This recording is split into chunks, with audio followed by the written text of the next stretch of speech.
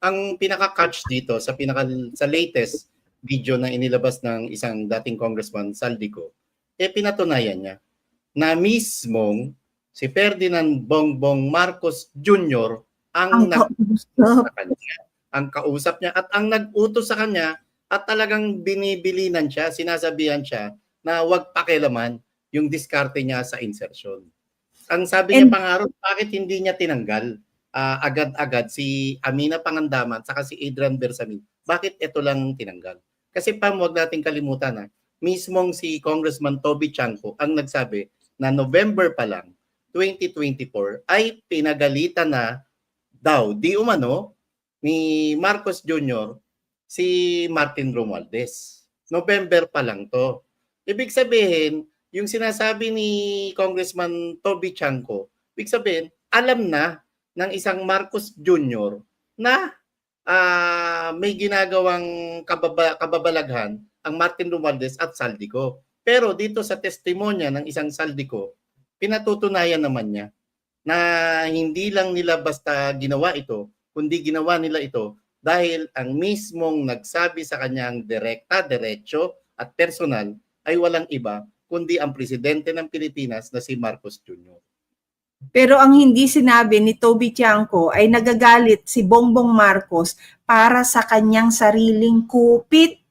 Hindi siya nagagalit dahil nangupit yung mga pinapagalitan niya. Ang tinanggal niya sa kwento niya, nagagalit siya para sa parte niya na wag pakialamanan at gumawa sila ng sarili nilang singit na nanakawin. Yun, what now? Sorry, sige pa.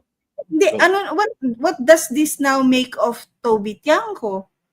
Na meron siyang ganong, or maybe hindi niya gustong pakinggan kasi may question siya sa sarili niyang, anong ginagawa ko dito? Bakit naririnig ko to?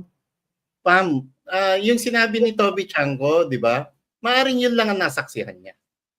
Pero nasaksihan niya mismo na November pa lang, alam na ng isang Marcos Jr. na may kakaiba sa budget. Bakit niya ito hindi inaksyonan? Bakit kailan lang siya nagsalita? Remember, bago siya naglabas ng sariling video niya sa isang press conference, tinangka niya pang pagtakpan at ipagtanggol o iabsuelto ang isang Martin Romualdez.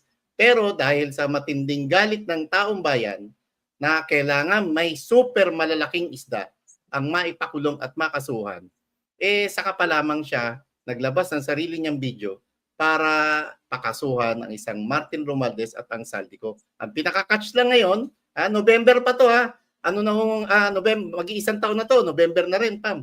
November 2024, November 2025. Ang pinaka-catch ngayon, bakit si Saldico lang ang may arrest warrant? Bakit walang arrest warrant ang isang Martin Romualdez? Kasi nga Marlon, yung ikinagagalit niya para sabihin niyang may anomalya pala, hindi naman siya nagagalit doon sa anomalya. Ang kinagagalit niya, yung insertions niya na hindi na niya makilala. Ibig sabihin ng hindi na niya makilala, hindi ko na alam kung saan ko siningit dyan yung para sa akin. Yun yung understanding ko na hindi na niya makilala. So hindi siya nagagalit dahil may anomalya. Hindi siya nagagalit para meron siyang ayusin na mali yan. Hindi.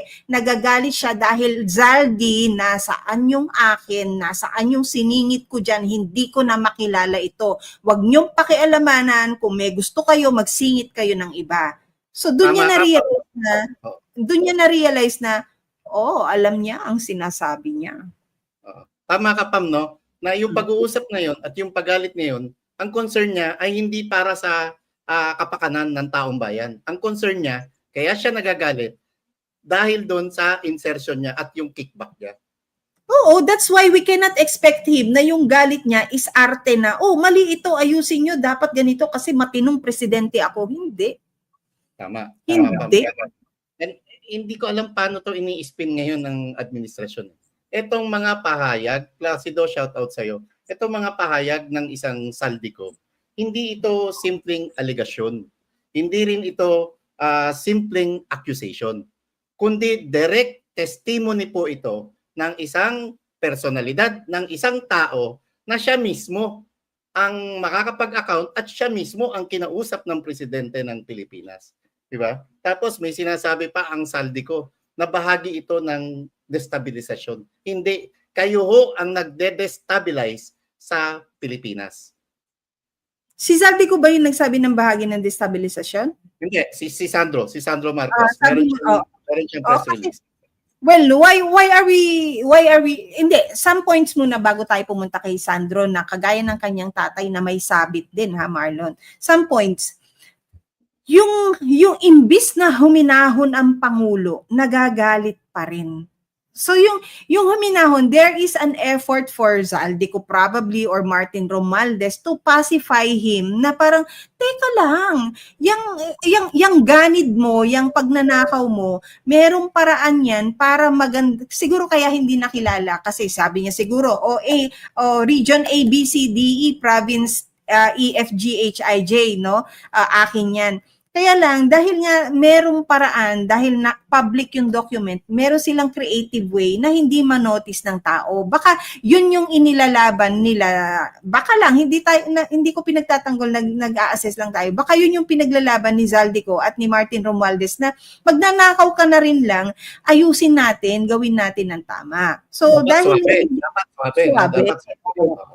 So, imbis na huminahon, nagagalit pa siya. Kasi Marlon, alam mo yung taong nangangatal, yung gustong-gusto niyang mangyari yung dapat mangyari. Tapos frustrated siya because he is bound by process, he is bound by time, he is bound by legal means, pero kailangan niya at gusto niya magnakaw, kaya siguro na-frustrate siya. Kaya nasabi niya na yung, wag niyong pakialamanan, mag-insert kayo ng iba, yung akin-akin.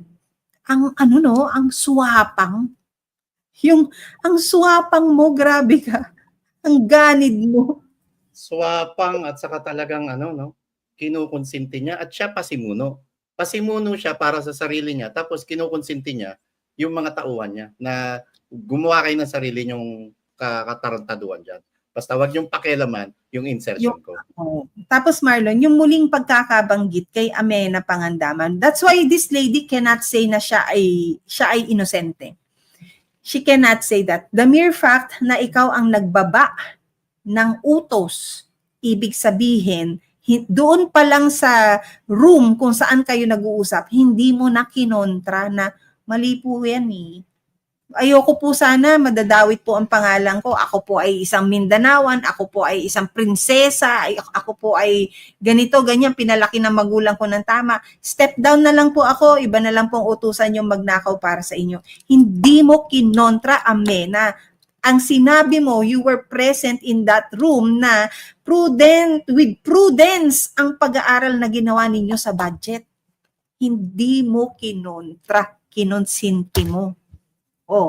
Pam, ulitin ko hindi natin masisisi ang taong bayan kung ang tingin ngayon kay Amena Pangandaman ay isang babaeng puta. Kasi pinapayagan niya, pinapahintulutan niya yung mga ganitong klaseng anomalya sa ilalim ng pamamahala niya bilang sekretarya ng Department of Budget Management. Oo, kaya ma'am, yung yung mga ambisyon mong DBM ka pero ang kalat-kalat mo nasa DSWD ka namimigay, nasa DPWH ka nagbibida, nasa ganitong AFP event ka. Yung pong ambisyon mo na magkaroon ng national position, sinira mo mismo. Ikaw mismo ang sumira. Femoria ka, 67. Hello po.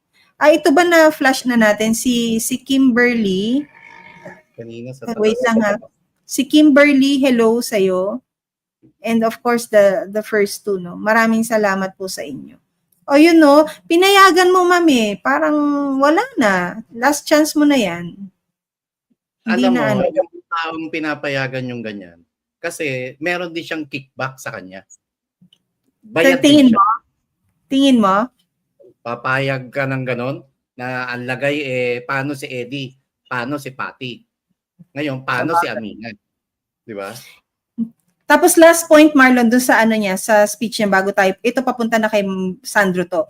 Yung nagkaroon na ng usapan about 2025 budget, nalaman ni Zaldico na galit sa kanya si Sandro Marcos at gusto daw siyang tanggalin at kakasuhan siya para matanggal siya dahil kulang ng 8 billion yung obligasyon na dineliver sa kanya, nakapag-advance na daw siya sa mga contractors. Paano yung advance sa contractors, Marlon? As in, pinalwalan niya yung pera, yung project?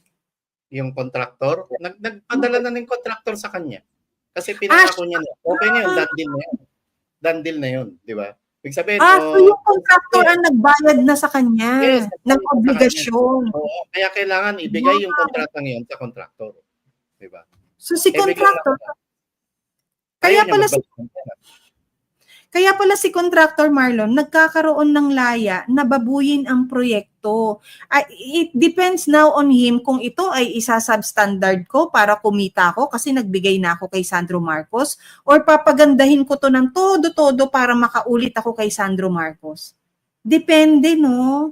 Yes, and kaya malakas ang loob na gumawa ng katarantaduhan ng contractor kasi alam nila na mantikaan at tumanggap yung proponent na kausap nila, yung proponent na kongresista at senador na kausap nila. At lalo to, kung ang kausap nila ay isang Sandro Marcos na majority leader, hindi basta regular congressman sa kongreso, sa kamara, kundi majority leader po siya, official siya. And higit sa lahat, presidential son siya dahil isa siyang Marcos. Dahil isa nga siyang Marcos, like father, like son. Because kung ang tatay mo ay ayaw huminahon, ayaw kumalma, imbis na kumalma ay lalong mas nagalit, tapos ganyan na yung attitude na, girl, ganyan yung attitude na ibibigay mo sa amin, mapatanggal mo ang isang tao just because kulang ng 8 billion yung nakaw mo. Aba, di like father, like son, pareho kayong may sabit, pareho kayong magnanakaw. Tapos ang sabi din ng auntie mo, si Senator Amy Marcos, addict ka. Siguro, bigyan mo muna kami ng negative hair follicle drug test bago mo sabihin na ang sinabi ni Zaldico ay hindi revelasyon kundi ay isang destabilisasyon.